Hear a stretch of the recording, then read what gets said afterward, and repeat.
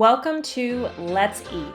I'm your host, Emily, holistic health coach and self-proclaimed wellness enthusiast, here to meet you at the intersection of physical and mental health, the exact location where optimal wellness lies. This podcast is meant to explore all areas of mind and body wellness, designed to offer you the integrative knowledge, behavioral strategies, and mindset shifts necessary to uplevel your health and feel better today. We'll explore nutrition, sleep, movement, self-care and stress management, habits and routines, gut health, mental health, and more. I am so happy that you're here. Welcome to the table. Let's eat. Hello, everyone, and welcome back to Let's Eat. I cannot contain my excitement to introduce to you today's guest. Today's guest is Vicky Viola. She is a certified nutrition coach and fertility awareness educator based out of New Jersey, so a local or fellow resident of New Jersey.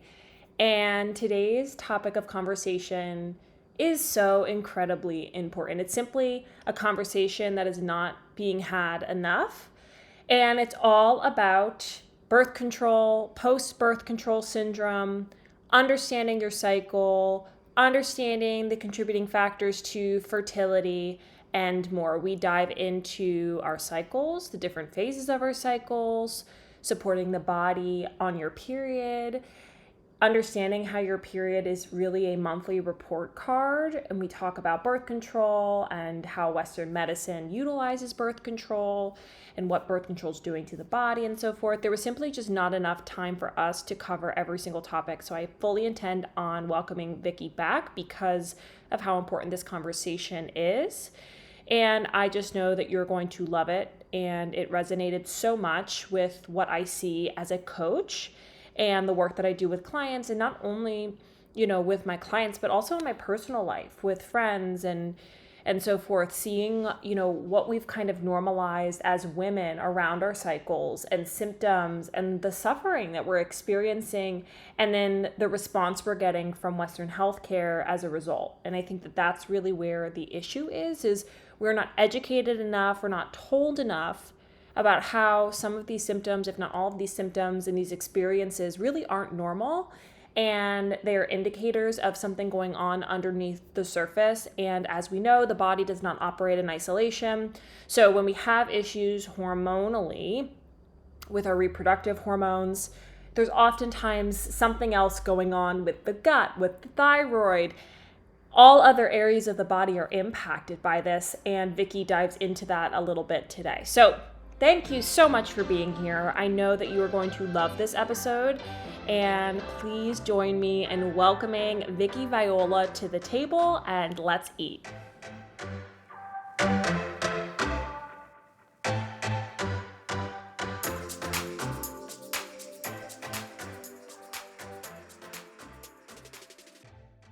Hi, Vicky. Thank you so much for being here today. I'm super excited to have you. Hey, Emily, I can't wait. Thank you. Yeah. So tell us about your journey towards becoming a nutrition coach and a fertility awareness method educator. I'm so curious about that. Such a mouthful. Yeah. Sure. So I started out my professional career as a high school teacher, Okay. and I was always athletic growing up. After college, I got really into CrossFit, and through CrossFit, I was really super into my nutrition and wellness. And from there, I became a CrossFit coach and a nutrition coach basically around the same time, like 2017. I started working primarily with women in the CrossFit space, and everything that I was seeing over and over and over again was that these women were trying to lose weight, but they were also going crazy in the gym and not eating enough. And so got into this crazy cycle of burning out, under eating, and naturally conversations about the menstrual cycle would come up. And so I saw that there was a little clue there. On my personal end, I had been on hormonal birth control since I was 16 years old. Okay. And I didn't realize that a lot of the things I was dealing with when I was on hormonal birth control were related to the birth control. Yeah. Until I started to educate myself. And so once I was diving deeper in this nutrition and wellness space, I was like, wow, maybe my migraines are related to my birth control. Maybe my anxiety is related to my birth control. And Sure. so I started to dive deeper into that. And then, like I said, I saw all these connections Yeah. between under eating, overstressed, over exercising, and crappy menstrual cycles. Yeah. Wow. And so in 2018, I came off of hormonal birth control. And from there, it was just a crazy experience. I had some inconsistent, irregular cycles, and I just didn't know what to do. And so I started looking, I said, there's gotta be some stuff here that we can do with this. And so Yeah. I found Nicole Jardim. She Okay. wrote Fix Your Period. And Okay. she had a certification program literally called the Fix Your Period Apprenticeship. And so Okay. I decided it was time to really up level and hone my skills into women's menstrual health. And so that was Yeah. my first foray into that. And then as I started working with more women in understanding their hormones, understanding their menstrual cycles, I found FAM, which is the fertility awareness method. Okay. For those who don't know, it is basically a way to use your own body as birth control by Mm. tracking different biomarkers. So I'm sure we'll get into this, but Yeah. like Yeah. Yeah. tracking your changes to cervical mucus, tracking your temperature in the morning gives you insights into where you are in your menstrual cycle. Sure.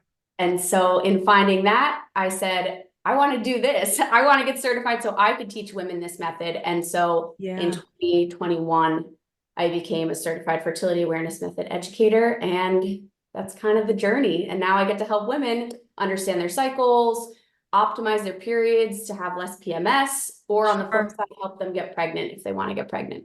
That's incredible. That is so incredible and such a needed specialty to focus on because of what we see now and what's not talked about in relation to women's hormone health.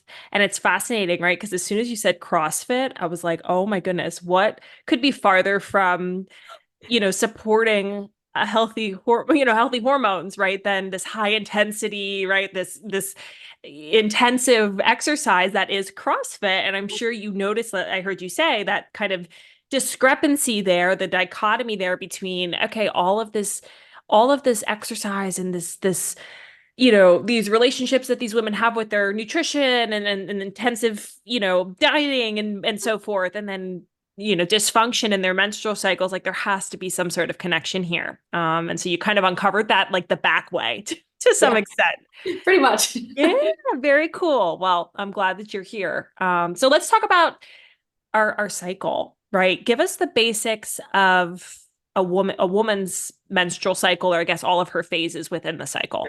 Yeah. So you'll see different people say different things. I like to talk about it in 4 phases. I think it's probably the easiest to understand that way. So the first phase of our cycle is our menstruation phase. That was something I had to learn. I always thought the period was the end. It's actually the Mm, beginning. The okay. first day you have your period is cycle day 1. So that starts a fresh cycle. So you're bleeding. Normal parameters are 3 to 7 days of bleeding. You want to have one day where you're bleeding either medium or heavy. And through my certification, we quantify that as 3 to more than 5 regular pads or tampons in a day. So it's Okay. like, that's all. I have women who come to me and they're like, I'm using like 5 super tampons. I'm like, okay, well, that's a red flag because Mm-hmm. that's too heavy. Yeah. There's a lot of, when it comes to bleeding itself, we're just not taught a lot about what's hormone, what's not. Oh So my God, we're not taught at all. no. Yeah. So Yeah. 3 to 7 days is the normal parameters for bleeding. Minimal PMS, right? That's what we're kind of looking for, minimal period pain, like in that time. Sure. After our menstruation phase, we move into the follicular phase. And so basically that is the follicle inside of your ovary is developing. And we have a couple hormones at play at that time. We have follicle stimulating hormone, which does what it says. It's stimulating a follicle to grow in your ovary. As that follicle is growing, you're producing estrogen. So estrogen starts to really ramp up at this time. We then move into the ovulation phase, which is your fertile window. the only time in your cycle that you can get pregnant. That's another big myth that women were taught growing up, that you can get pregnant at any time, and we have that like fear about it. Right. You can only get pregnant for like a handful of days every Sure. single. So your ovulation phase, that's when your hormonal activity is really peaking. We have the most hormonal activity. FSH is peaking, estrogen is peaking, and then a hormone called luteinizing hormone, or LH for short, is also peaking. And it's that LH hormone that triggers ovulation. Once you ovulate, we then transition into the luteal phase. That phase is dominated by a hormone called progesterone. And so if we think about estrogen versus progesterone, estrogen is like our stimulating, feel good, energizing hormone. Progesterone is more of like our keep calm, kind of sleepy hormone. So in that luteal phase, you can't get pregnant, you're done ovulating, like that's past. So if you can identify that, you don't need birth control. And you can literally have unprotected sex in the luteal phase and know that you're not going to get pregnant, which I just think is so cool. Wow. That statement right there, I feel like all health teachers around the world are mad at you for that. 100%. I literally just like, when I teach this stuff, I just think about Mean Girls and the health teacher that was like, don't have sex because you'll get pregnant and die. It's like, that's what we're taught growing up, and it's so sad. Yeah. Oh, without a doubt. Absolutely. So fascinating. So fascinating. So when it comes to cycle syncing, and I guess, I'd love for you to explain a little bit more just about what cycle syncing means now that we're on the topic of our phases and so forth. But I'd be curious to hear, especially in the realm of nutrition and exercise, what is generally recommended for each phase. Yeah. I think cycle syncing, unfortunately, gets very overcomplicated on social media. Like you'll literally see on TikTok people with these like cycle syncing planners, and it's like, I'm gonna do this type of exercise in this phase and that. I don't buy into that. I don't think it has to be that. That's overwhelming to me. Yeah, totally. To be like, oh, I can only do Pilates at this time, and I could only do high intensity at that time. Yeah. No, do what you like. Yeah. So that's how I like to coach it. How I look at it though is, in our cycle, when we have our period, some women are feeling really low energy. Other women are like, nope, I feel pretty good. So when it comes to, I'll start with the exercise piece. When it comes to exercising on your period, I'm a big like, do you? Yeah. Most of my clients on cycle days 1 and 2, when the bleeding is probably heaviest, you might have a little bit of cramping, they opt for taking a rest day or like walking or yoga, keeping it pretty low key. But I have other clients that are like, nope, I'm good. I can like continue with my lifting routine. Yeah. That one's totally personal. Okay. As you're in your follicular phase and like energy is coming up, you can push it a little bit harder in the gym. But again, go by how you feel. Yeah. When we're ovulating, typically that's when we have our most energy of the cycle. So that's where I'm like, do the high intensity, or like go a little heavier. If you do weightlifting, like try to max out. Like that's an appropriate time to do it. Okay. And as you're transitioning into the luteal phase, in the beginning of the luteal phase, you'll probably still feel like pretty decent energy and can still like keep up with whatever you were doing. But those couple of days right before your period's expected, you're probably feeling a little bit fatigued. Your motivation's probably not there. So again, I would say pull it back. You could still do the same type of exercise, but maybe less reps, less intensity, shorter time. Or I have a lot of clients that are like, I just like to walk at the end of the cycle. And that's totally fine too. Right. Okay. Yeah, I really appreciate that perspective. And I apologize for anyone who doesn't maybe know what cycle syncing is. And I kind of just threw Vicky into this question, but it's essentially, for each phase of your cycle, you're choosing different workouts or different foods and so forth based on where you are in order to support that phase most effectively. And her response very much resonates with my personal approach. And then also, the work that I do with clients, because I think when I was first introduced to the cycle syncing concept. I read the book In the Flow by Alyssa Vitti, and that book both fascinated, informed, and then overwhelmed me, right? Because Yeah. I hadn't known any of it, right? And this was not something that you're learning in health class. You're not learning this at all. No textbook is going to tell you this. But I also felt that she brought it down to such a granular level that it overwhelmed me to feel like, oh my goodness, is this really how I have to now adjust everything that I'm doing? And as far as, my work schedule, right? That's what she talks Yeah, about in the book is her employees work based on their cycle. And I think that that's beautiful for some if that works for you, but I agree. I think it gets down to the point of being so microscopic that it's so all consuming that how are you really able to function and live your life in a way that is fluid, yeah, right? yeah. And balanced when you're feeling like you're caught up in so much of this structure. So I love that approach. I think listening to your body is one of the best skills that we can all develop in a number of different ways. And this is no exception. I think really tuning in and saying, yeah, today I am feeling fatigued or I'm just not feeling it, right? Then girl, lay down, take a rest, right? Exactly. And then the alternative is when if you're feeling like you can go and do and so forth, then by all means. But I think we need to step a little bit away from so much of that structure because I think it can be a little bit all consuming. Absolutely. And like I see this a lot with my clients, especially if I am teaching them the fertility awareness method and they're like tracking their cycles.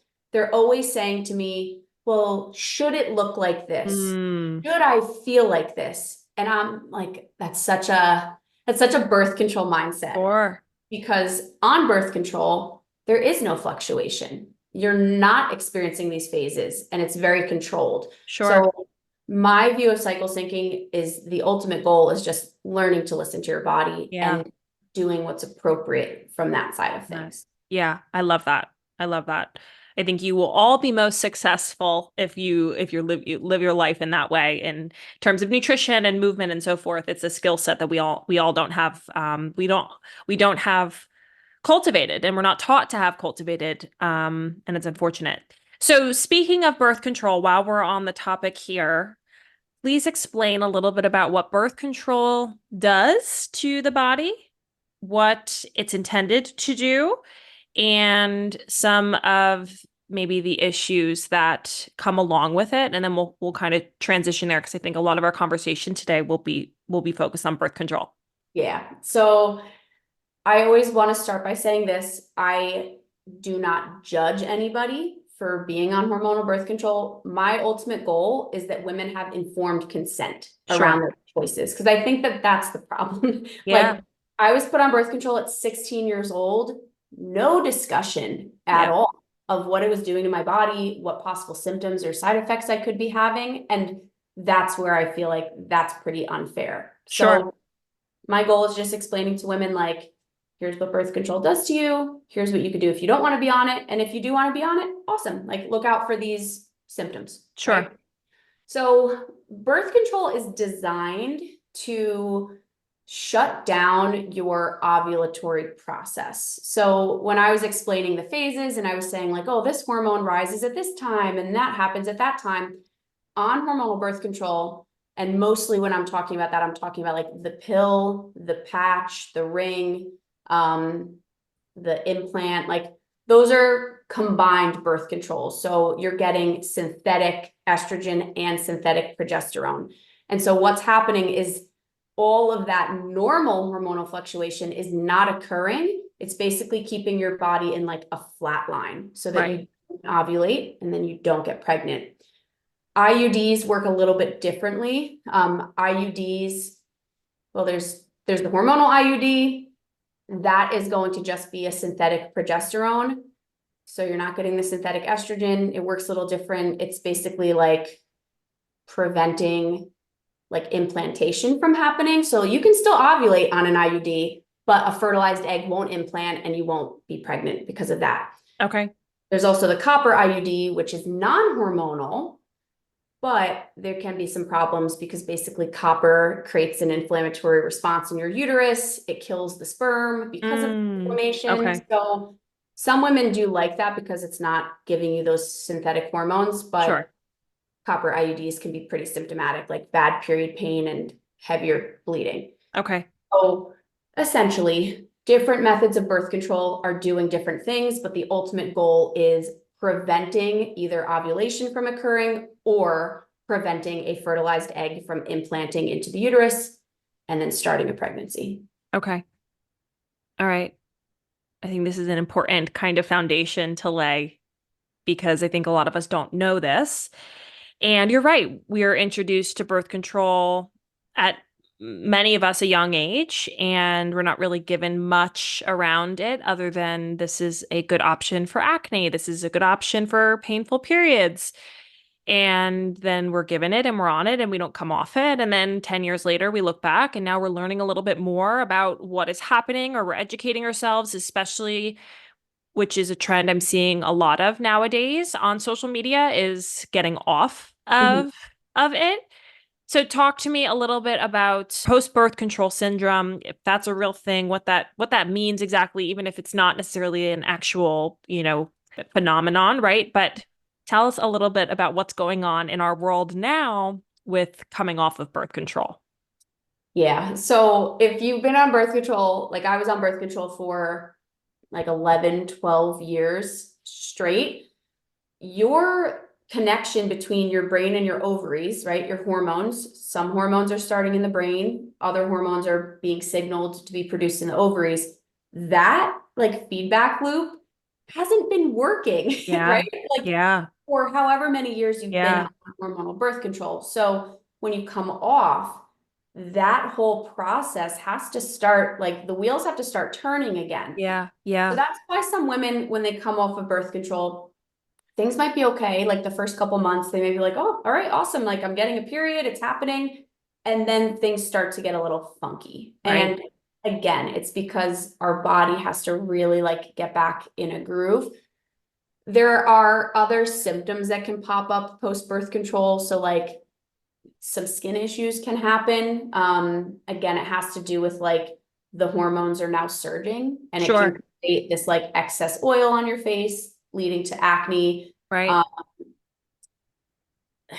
I mean, for some women, PMS can increase coming off birth control, cramps can increase coming off birth control. But my favorite thing is that once you're off birth control, you can really make changes with nutrition and lifestyle to mitigate those Yeah. symptoms. Yeah. Like I'm always saying, your period is literally your monthly report card. Yeah.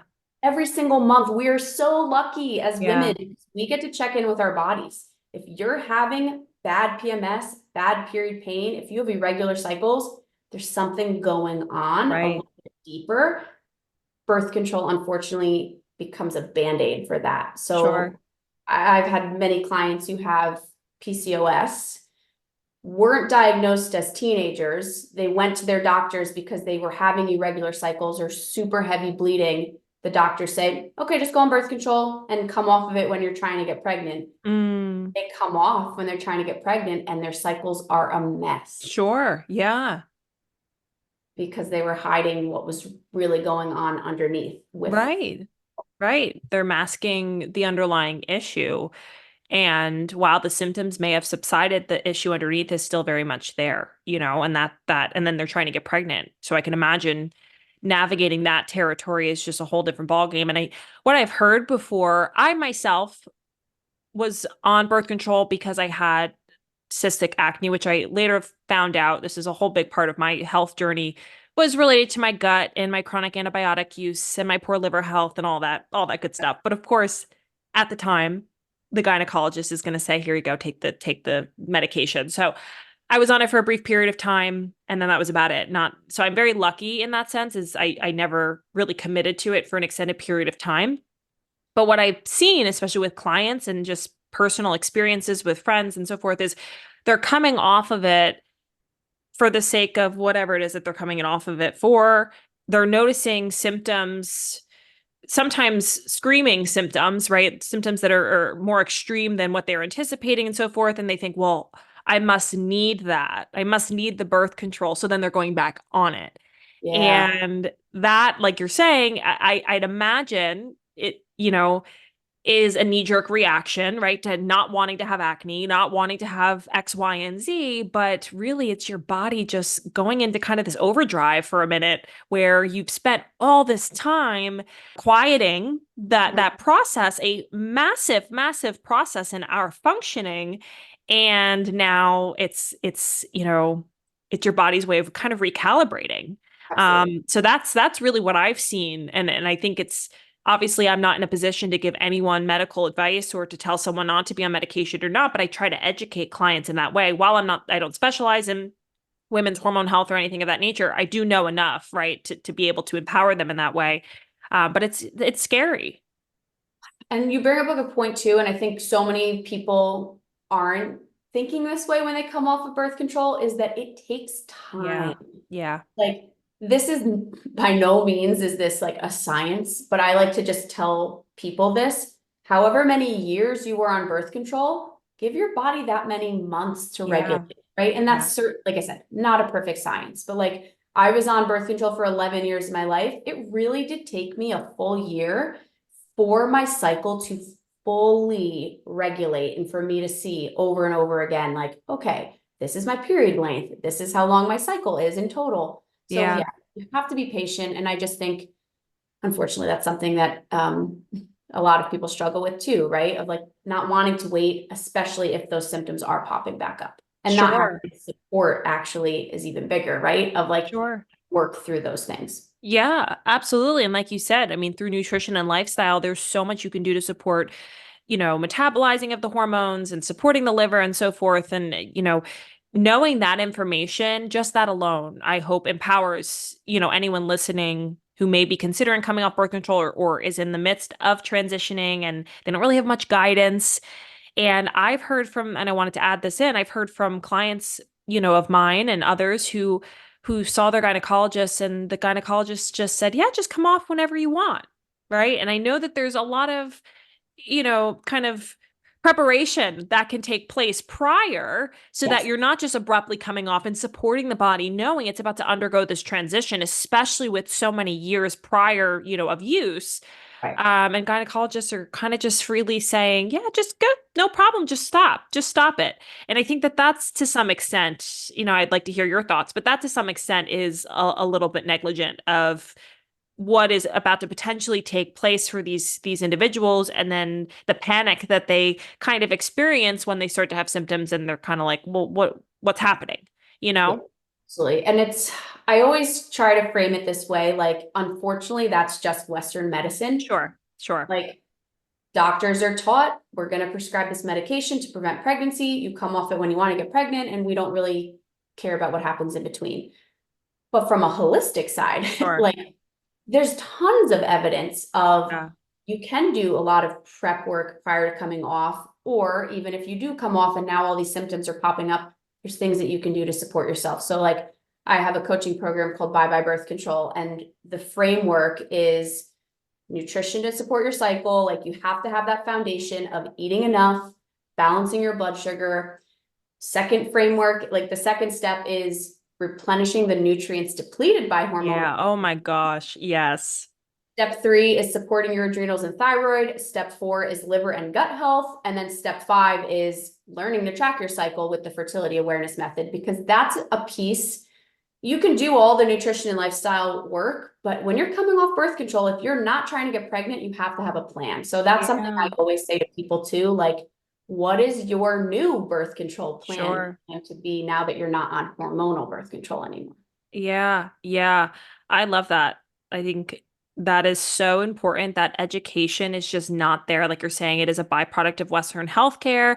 And obviously, we have to honor the fact that that is just how these professionals are trained and so forth, but the ramifications of it and the distress and the harm that it's doing to us and our bodies, yeah, it's scary. It's frightening. And it something needs to be done about it. So I'm grateful to hear that is something that you offer. I wanted to touch on what you said about our periods being our monthly report cards, because I think for so long it was sometimes glorified, when someone said, "Oh, well, I haven't had my period in 6 months," or kind of like I've gotten away with it and to some extent as if it's, something to be proud of. And it's so true when it comes down to, looking at PMS as being something that we've also kind of normalized, and it's not so much the case, which I want to hear your thoughts on. But also, the regularity and the quality of that time of the month, right? Being able to utilize that as a sign from our bodies. Yes,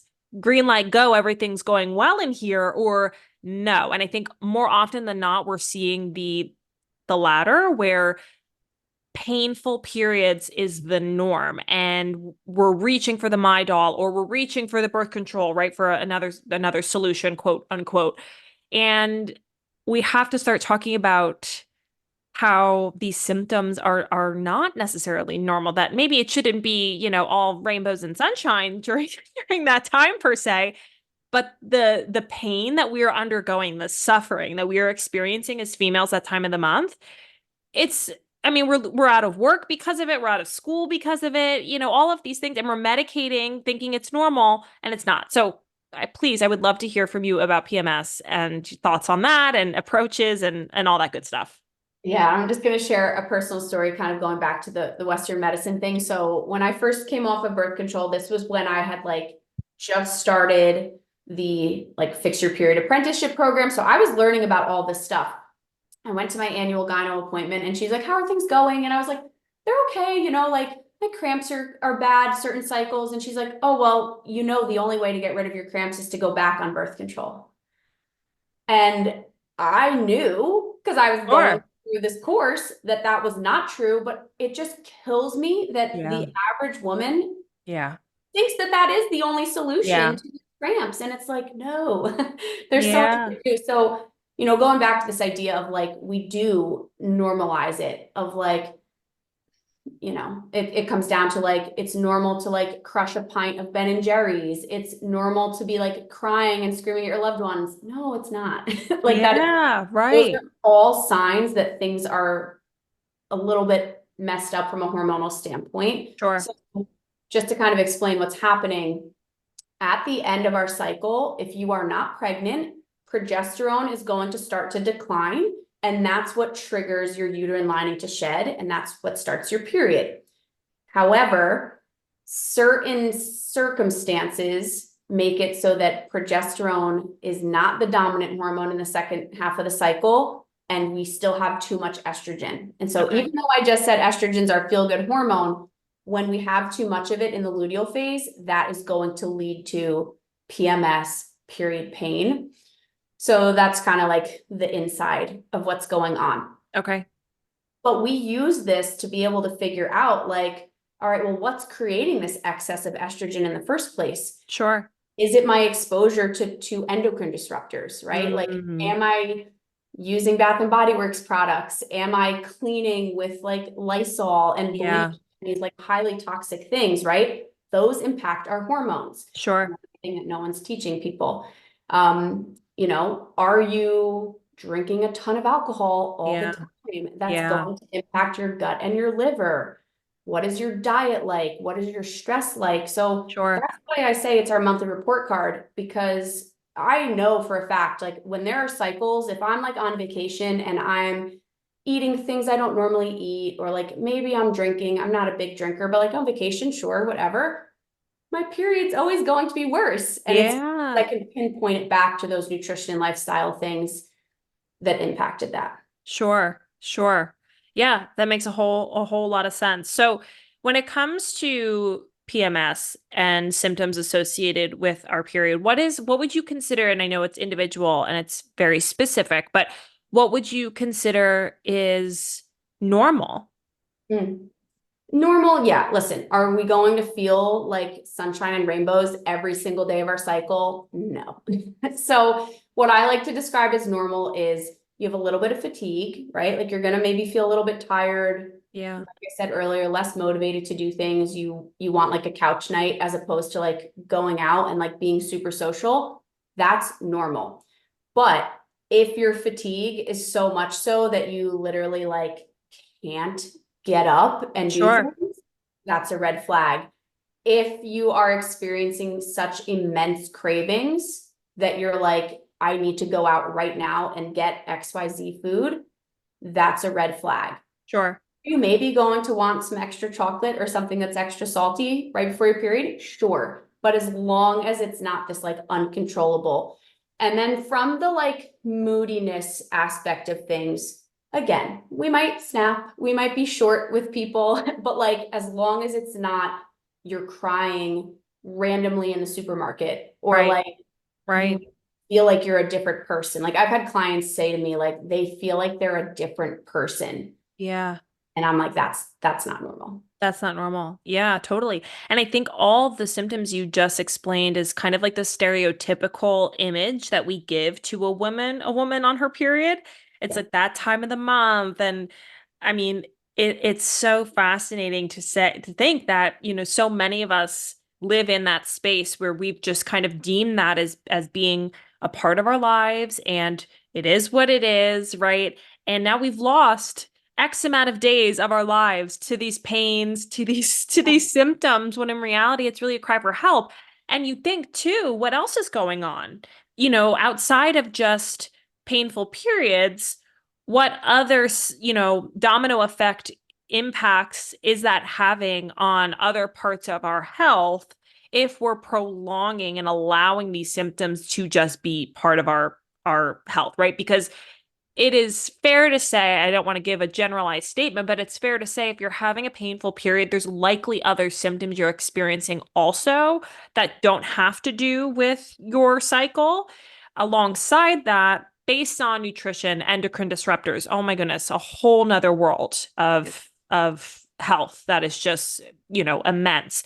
And all of these other factors that are influencing us. So I'd imagine, and as we know, the body is all interconnected, right? So nothing's happening in isolation. We're having these painful periods plus X, Y, and Z other symptoms. What other damage is being done as we sit here and just say, well, this is normal? Yes. And oh, that's such a good point because when we think about the trickle down effect of all of this, our hormones are the last thing to change. So like Mm, metabolism gets impacted first. So like energy, having a difficult time losing weight, right? Like sure. that's the first thing. Then we see the digestive impacts. And Mm, then we get to our hormones and menstrual cycle impacts. So yeah, exactly. It's yeah. like, what other things have you been ignoring for so long? But it's just this kind of like blaring event that happens every month. So you're like, oh, it's my periods that's the problem, but there could be some other things. Yeah, and oftentimes there is. I've been hearing a lot lately too about how PCOS isn't a reproductive issue, it's a metabolic issue. I mean, I hear so much now about all of the gut hormone liver connection, and my work with clients focuses a lot on that. I mean, it is so far beyond just our reproductive health. And I think that is a message that needs to be sent to all women of all ages, just so that we're more aware of the influence this is having. So, speaking of all of that, I'd love to talk about infertility. I myself, in my work, and then also just what I've been seeing, I've seen such a increase in IVF. I Mhm. see such an increase in people struggling with infertility. And I'm just so curious to know what is happening here that is so compromising to our fertility that it is becoming more common that people are getting pregnant that route. And I don't want to say that as a hard yes, that's what's happening, Right. because I don't have research necessarily to back that up. But what it seems like is so many more individuals are on this IVF journey versus those who are getting pregnant naturally. I have so many thoughts on this. Okay. So my biggest thought with the IVF piece is I feel like as a society, we want things instantly. Yeah. And so it's like you get married, whatever the timeline is, right after you're married, a year, 2 years, as soon as you decide you're ready to start trying for a baby, you want it to happen like that. Yeah. It doesn't always. Like Yeah. it can take time. Sure. Again, like understanding your cycle gives you a lot of hints as to like, do you need to explore fertility treatments or do you need to just work on nutrition and lifestyle to optimize your cycle? So why I think maybe there is more IVF occurring is because of that. I don't want to wait around, Sure. or I don't know if I can do things to optimize my cycle, right? Because maybe you're going to your OBGYN and they're like, let's do some testing. And if they send you to a fertility clinic, the fertility clinic is obviously going to sell you on doing IVF, right? Sure. Like it's just, that's what their job is. Yeah. Yeah. So I think that's one piece of it. Okay. I think women don't know that there are things you can do to optimize your cycle. That's the first piece. And I think there are people who don't want to take the time Sure. to optimize your cycle. On the flip side, I think like there's a lot of things that millennials have grown up with that are just not supportive of our health, without going down a crazy rabbit hole. But again, like like I just think about like how many Bath and Body Works products I used for Mm, years. How many fragrance candles was I burning all hours sure. of the day, Yeah. right? Like heated up plastic, like Yeah. just so many things, right? Like these Sure. are not good Yeah. for our hormones and our menstrual cycle. Um, and then I do think on the flip side, when it comes to fertility, the most important thing is that you have to be nourishing your body. You Yeah. have to be eating enough for your needs, and you have to be not over exercising. Sure. So I think growing up, again, like diet culture, Yeah. It's the, you want to be skinny, you yeah. want to look a certain way, this or that. That is just not supportive of fertility. So I Yeah. think a lot of women, when they get to me and they're having trouble, getting pregnant, they're burnt out. They've been yo-yo dieting for years. They don't know how to nourish themselves, and that's causing them to not be able to get pregnant. Yeah. Yeah. Oh my goodness. That's so, so, so true. It's kind of like we've been taught the opposite to, yes, over exercise, and yes, restrict your calories. Yes, restrict what you're eating. And that's not necessarily the most healthful across the board, but also especially as it relates to hormone health. And then the whole endocrine disruptor piece to the puzzle, I think I just read because I had put it in a presentation or a workshop. The average woman puts 168 chemicals on her body, which that I don't know if that's the statistic is accurate, but it is a lot of chemicals. I I think, believe yeah, it. I believe it. I would even say it would be more than that, Yeah. to the extent of how much we're putting on our skin before we even walk out the door. And this is a whole world that I recently kind of dove into last year. I kind of dedicated 2023 to just making non-toxic swaps. And, it feels like such a cumbersome task because especially when someone is so uneducated in nutrition and movement and just creating that habit and creating that understanding to then just also say, okay, and then by the way, you Right. also need to do X, Y, and Z and swap out your cleaning and personal care and your tampons and your and this and that. And it's a lot, and I mean, don't get me wrong, the payout on the other side of it is enormous, and the impact that can have on your health is priceless, but it just feels like such a heavy, avenue to embark upon because there's so much, there's so much going on. But I appreciate that. I think that that's a very fair assessment of why the world of fertility looks the way it does. And I think a lot of it is something that, we're just not talking enough about. We're talking about weight loss, we're talking about things of that nature, but not so much the importance of nutrition and so forth and nourishment, like you said, for a healthy environment in order to create life. I mean, that's ultimately what it boils down to. Right. And I always have to just make sure I say this, like, it does not just come down to the women, right? Like getting pregnant, it takes two to tango. So men also need to be thinking about these things too. Sure. And like, there's been a massive decline in testosterone levels, in male fertility markers. So Mm, it's not just the women. Like sure. they Yeah. need to be Yeah. paying attention to these things too. Yeah. I appreciate you for saying that. I think, we're fixated too much on the women, which I understand we have the bulk of the responsibility, but it does also include someone else in the equation for sure. So What does the work that you do with clients look like? I'm curious, outside of the program you mentioned, which is so amazing. That's so incredible. What does your work with clients typically look like? Yeah, so I like to describe it as I have two different pathways. I have the nutrition coaching side of things. And so the types of women who work with me for nutrition, general period problems. So they're wanting to minimize that period pain, wanting to minimize PMS, wanting to regulate their cycles, or they're wanting to get pregnant, right? So I do work with that. On the flip side, I work with a lot of women just to teach them the fertility awareness method. So if they Mm, come off of birth control and they're like, I'm done with birth control, but I'm not trying to have kids. Vicky, please teach me yeah, how yeah, yeah. I'm not going to get pregnant. And so that doesn't include nutrition. That's really just teaching them the method of how do you track your cycle? How do you pay attention to those changes in your cervical mucus? Every time I say that, like people probably are so scared. It's really not scary. You just have to pay attention to what it feels like when you wipe with toilet paper. Yeah, yeah. That's how I Okay. always like to start it.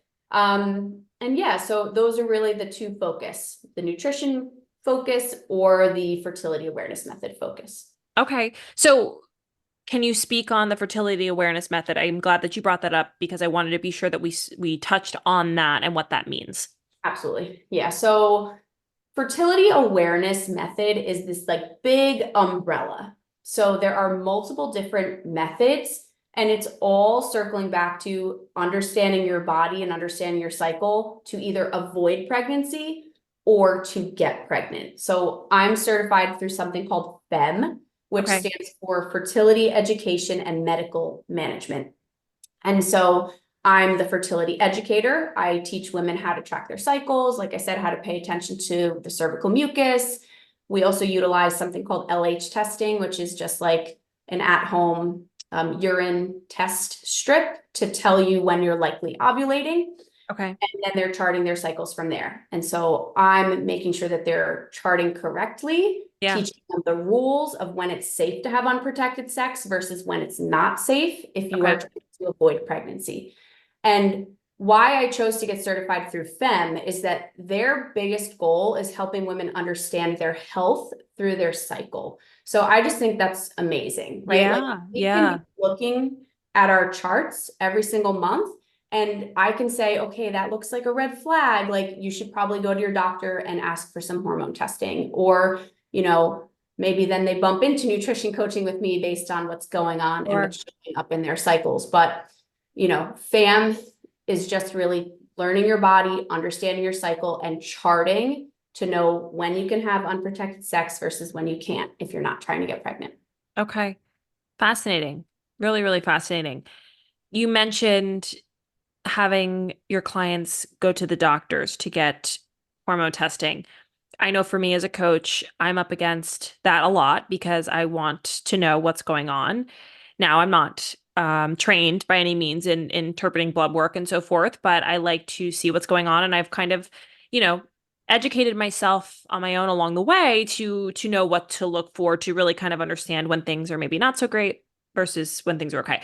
So I'm curious what kind of pushback or what kind of difficulty, if any, you've seen in terms of someone going to the doctors and saying, please test my hormones. Because I know from personal experience, if I go to the doctor and say, please test my hormones, first I'll get a, okay, for what? And Yeah. then I probably won't get maybe all that I'm looking for.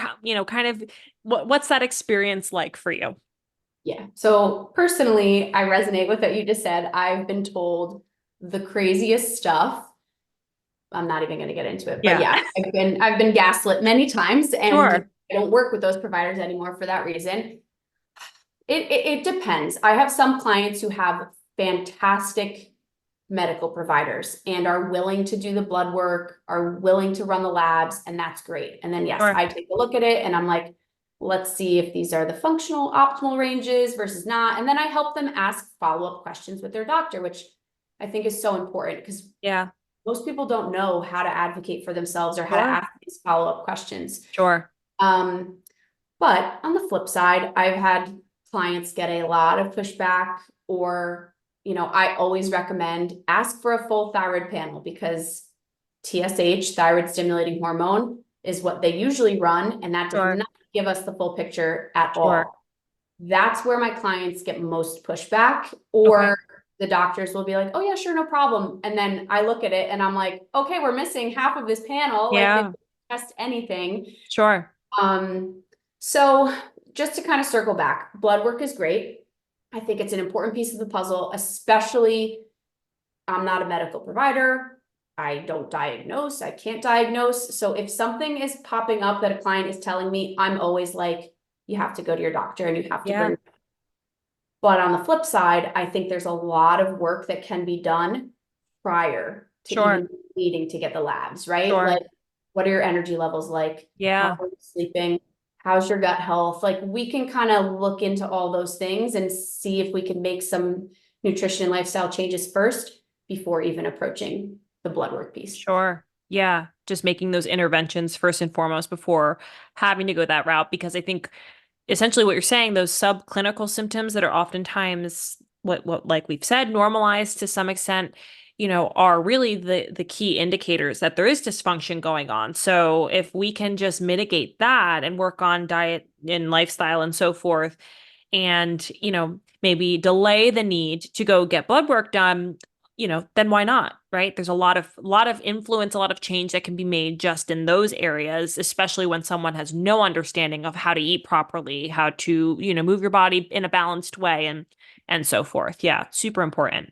And because I do find too, like if a client is just going to their traditional PCP and they're going for a physical, which everyone should, get your annual blood work biannually if you can. Doctors are just saying, yep, everything looks good. Hmm.